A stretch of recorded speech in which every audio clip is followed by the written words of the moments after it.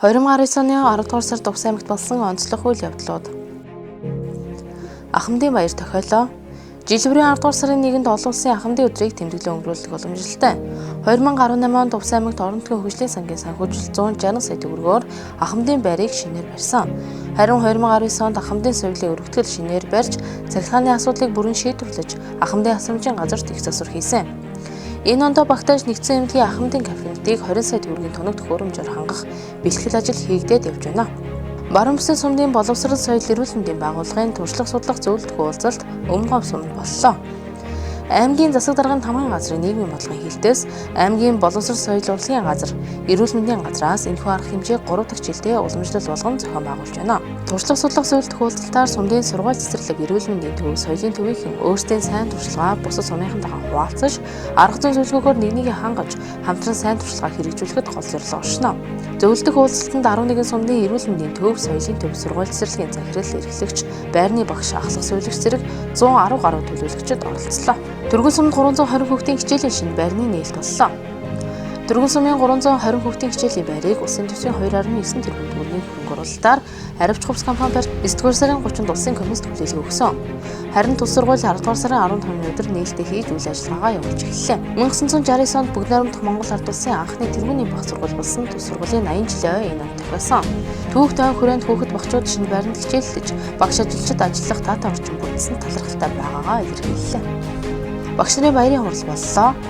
Увс аймгийн боловсрол салбарын дэлхийн багш нарын 25 дахь, Монголын багш нарын 53 дахь өдрийн баярын арга хэмжээг тэмдэглэн өнгөрүүллээ. Баярын хуралд аймаг сумын удирдлагууд болон ахмад багш нарын төлөөлөл, аймгийн боловсролын салбарын мэргэжилтэн багш нар оролцсон ололт амжилт алдаа дутагдлаа хэлэлцлээ. Увс аймгийн эрүүл мэндийн салбарт Солонгос улсын хөрөнгө оруулалт хийгдэх боллоо. Увс аймгийн засаг дарга Батсайхан Бүгд найрамдах Солонгос улсын Бусан хотод сайхан хүмүүс олон нийтийн байгууллагын төлөөлөлтөд уулзалт хийж, Увс аймгийн эрүүл мэндийн салбарт хамтран ажиллах санал тавьсны дагуу шинээр ашиглалтанд орох 50 орчим хүүхдийн эмнэлэг болон нэгдсэн эмнэлэгт шаардлагатай тоног төхөөрөмжөөр хөрөнгө оруулалт хийхээр газар дээр нэмж танилцлаа.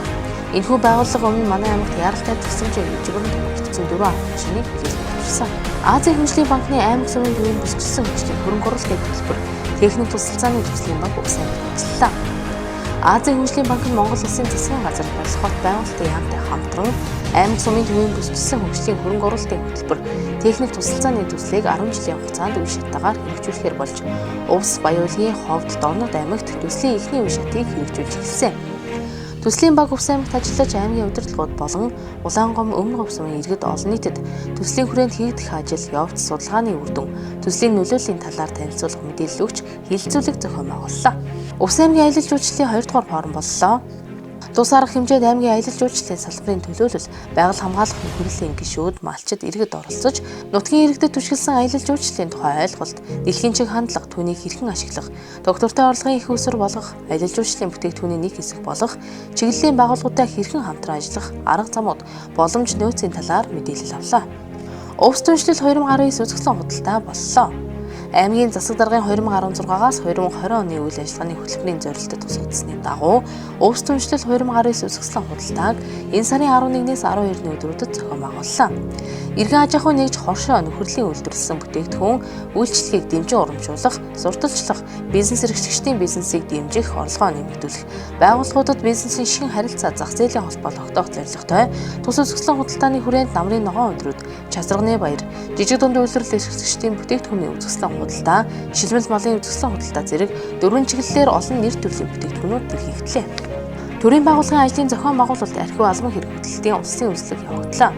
Ажлын хэсэг аймгийн засаг даргын тамгын газар, иргэдийн төлөөлөгчдийн хурлын анхлын алба, хөдөлмөр халамж үйлчилгээний газар, эрүүл мэндийн газар, нийгмийн даатгалын газар болон давс цагил сумдад ажиллаж, архив албан хэрэг хөтлөлт, төрийн байгууллагын ажлын зохион байгуулалтад гарч байгаа ажлын ололт, дутагдлыг үнэлэхээс гадна илэрсэн зөрчил алдаа дутагдлыг засч арилгуулах, мэргэжил арга зүйн заавар зөвлөгөөгөөр хангаж, архив албан хэрэг хөтлөлт, төрийн байгууллагын ажлын зохион байгуулалтын явцыг үнэлсэн бөгөөд Увс аймаг ерөнхий дүнгээр үнэлгээтэй дүгнэлтлээ.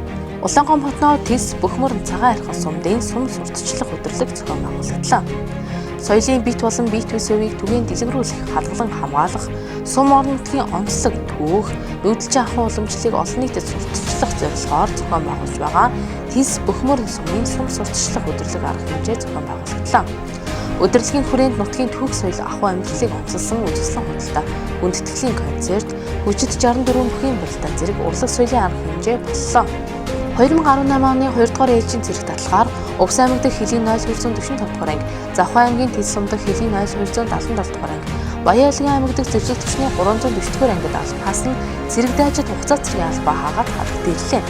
Халагдаж ирсэн цэргүүдийг аймгийн засаг даргын 5 газрын цэргийн штабын бүрэлдэхүүн, сумдын засаг даргын 5 газрын дарга мөрөглөө авч уулзсан цэргийн албаа нэр төртөө хаасан явдал баяр хүргэж мэдчилгээ дэвшүүлсэн цаашдынхаа ажил амьдрал сайн сайхныг хүсэн өглөө.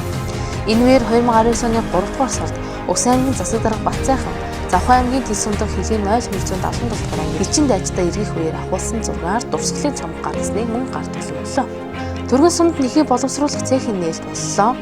2019 оны 10 дугаар сарын 15-нд Увс аймгийн Түргэн сумын хөдөөгийн хөгжлийн загвар хоршоо болох Баян Эрдэнэ Аршаан тайрхан хоршооны нэхий боловсруулах цехийн нээлтийн үйл ажиллагаа болж аймаг сумын удирдлагууд хоршооны гишүүд өргөнөөр оролцлоо. Дэлхийн байгаль хамгаалах сангийн санхүүжилтээр шинжилгээ ухааны технологийн сургуулийн харьяа, хөнгөн үйлдвэрийн судалгаа хөгжлийн хүрээлэн цехийн тоног төхөөрөмжийг нийлүүлж, сумын засаг дарга хоршоотой гурвалсан гэрээ байгуулан ажиллаж байна. Үнгүүдэд байгаа нэхийг жилд 8,000 ширхгийг боловсруулах хүчин чадалтай энэхүү цех гаргасан бүтээгдэхүүнээ дотоод болон гадаадын зах зээлд нийлүүлэх боломжтой болжээ. Нээлттэй хаалганы удирдлага зохион байгуулагдлаа. Аймгийн бүх шатны төрийн байгууллагуудын үйл ажиллагаас урьдчилах, үйлчлэгээний хүртээмжийг нэмэгдүүлэх, ил тод байдлыг хангах, иргэдэд хууль тогтоомжтой холбоотой мэдээлэл зөвлөгөө өгөх, тэдний санал зөвлөмжийг судалж бодлого шийдвэр тусгах зорилгоор аймгийн хэмжээнд нээлттэй хаалганы удирдлагыг 2019 оны 10 дугаар сарын 21-ний өдөр нэгдсэн удирдамжаар зохион байгууллаа. Удирдлагт нийтдээ 55 байгууллага 610 гаруй төрлийн үйлчлэгийг давхурдсан тоогоор 5120 иргэнд хүргэж, үйл ажиллагаагаа танилцуулан зөвлөгөө мэдээлэл өгч, тэдний санал хүсэлт өргөдөл гомдлыг хүлээн авч шийдвэрлэх зэрэг үйлчлэгээ үзүүллээ. Авилгатай тэмцэх газрын ажлын хэсэг Увс аймагт ажиллалаа.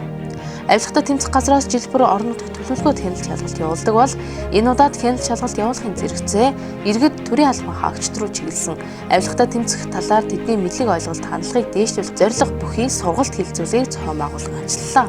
Увс аймгийн малчдын зөвлөгөөн зохион байгуулагдлаа.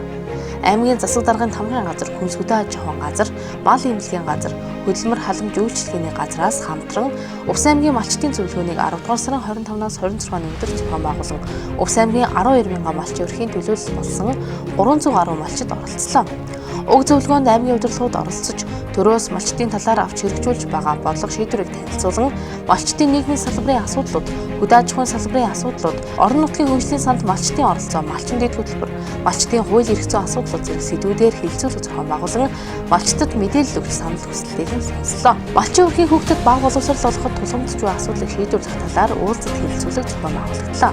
Аймгийн засаг даргын тамгын газрын нийгмийн болон хэлсэн дарга амраагаар ахлуулсан ажлын хэсэг Бүхмөрөл суманд ажиллаж, малчин өрхийн хүүхдэд бага боловсрол олгоход тулгамдж байгаа асуудал, түүнийг шийдвэрлэх арга замын талаар сумын удирдлагууд холбогдох салбарын ажилтнууд, малчин, эцэг эхчүүд, сумын төв дээр хүүхдэд даган төр авах цагаар амьдарч байгаа ээжүүд, ахмадын холбоо, эмэгтэйчүүдийн холбоо зэрэг төрийн болон төрийн бус байгууллага эмэгтэйн төлөөлөл 50 гаруй хүн оролцсон нээлттэй хэлэлцүүлгийг зохион байгуулж, оролцогчдоор хэрхэн шийдвэрлэх талаар саналаа илэрхийлж, ажлын хамтын уялдаа холбоог хангаж ажиллах талаар нийцэн ойлголт өгүүлээ.